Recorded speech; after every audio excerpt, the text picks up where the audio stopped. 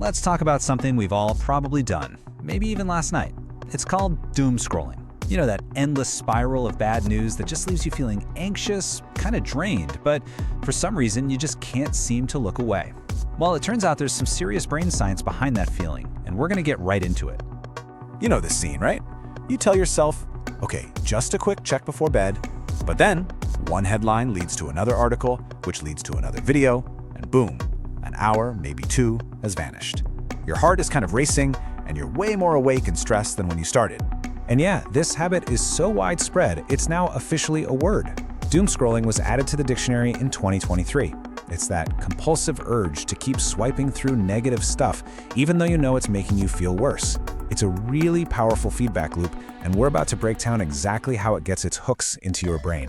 If you find these kinds of deep dives useful, now's a perfect time to subscribe and maybe drop a comment with your own take on doom scrolling.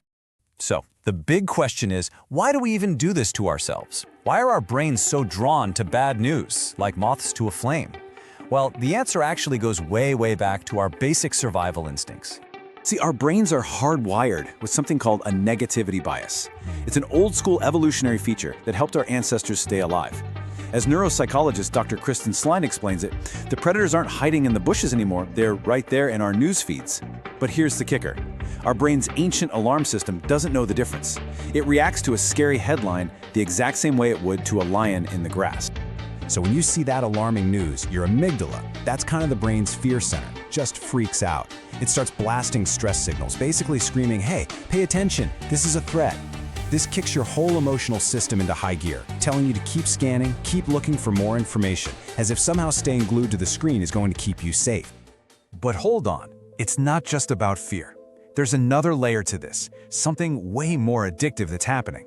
Our brain's own reward system gets hijacked in the process. And this right here is the trap. Every single time you scroll and find a new piece of information, doesn't matter if it's good or bad, your brain releases a tiny little hit of dopamine. That's a reward chemical, and that creates this vicious cycle. You feel anxious, so you scroll to find answers. Finding something new gives you that little dopamine reward, which feels good for a second, and that reward just makes you want to scroll even more. It becomes a total compulsion.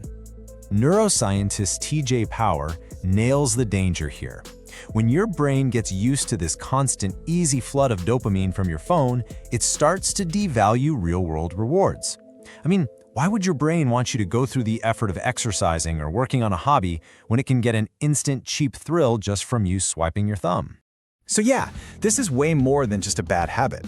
This cycle of anxiety and reward has some serious, measurable consequences for our health, both mental and physical. Now, check out this statistic because it is wild. After the Boston Marathon bombing in 2013, a study found that people who spent over 6 hours a day consuming media about it were 9 times more likely to report high levels of stress. Get this, that's even higher than some people who were actually at the event. That just shows you the incredible power of absorbing trauma through a screen. And the effects just keep piling on. Doom scrolling keeps your body flooded with the stress hormone cortisol, like you're always in danger. It messes with your sleep, it can make anxiety and depression worse, and over time, it can actually lead to physical changes in your brain, like reduced gray matter, a grim little phenomenon some people call brain rot. It also gives you what's called popcorn brain, where your attention is just scattered and you can't focus on any one thing. Okay, that was a lot of doom and gloom, I know, but here's the really good news. You are not powerless here. You can absolutely break this cycle and reset your brain. So let's talk about how to actually do that. First off, you've got to know the difference between just staying informed and true doom scrolling. Being informed is intentional. You check in for a specific reason, for a limited time, and you leave feeling, well, informed. Doom scrolling is mindless, compulsive, and it goes on forever. But the real tell is how you feel after. If you walk away feeling totally emotionally drained, you've crossed that line. So, what's the game plan? Experts like Dr. Susan Tapert suggest these really practical steps. Use your phone's own settings to set time limits on news apps. Turn off the notifications so you decide when to check in, not the algorithm. Create sacred spaces like the dinner table or your bedroom, where phones just aren't allowed. Tidy up your feed. Unfollow the stuff that just stresses you out and add some positive content. And the big one, when you get that twitchy feeling to scroll, physically replace the habit. Get up, stretch, take a walk, anything else. And I love this quote because it's all about the mindset shift. Dr. Sline's advice is to reframe the whole thing. You're not taking something away from yourself, You are actively adding better things to your life. More time for hobbies, for walks, for actual human connection. You're giving your brain the healthy, earned rewards that it's truly craving. Look, at the end of the day, being informed is important, but it should never ever come at the cost of your own well-being. Your brain was designed to look for danger, sure, but it was not built for a 24/7 fire hose of it.